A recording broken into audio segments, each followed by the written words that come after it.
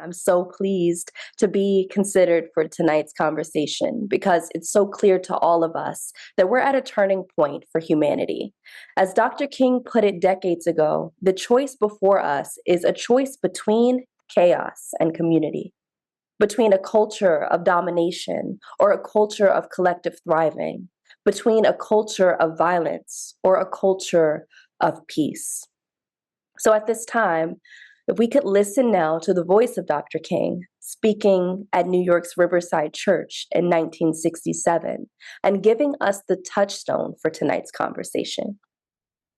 This call for worldwide fellowship that lifts neighborly concern beyond one's tribe, race, class, and nation is in reality a call for an all-embracing and unconditional love for all mankind. This often misinterpreted concept, so readily dismissed by the niches of the world as a weak and cowardly force, has now become an absolute necessity for the survival of man.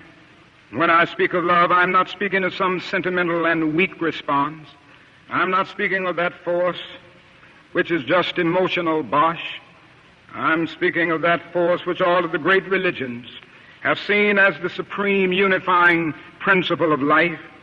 Love is somehow the key that unlocks the door which leads to ultimate reality.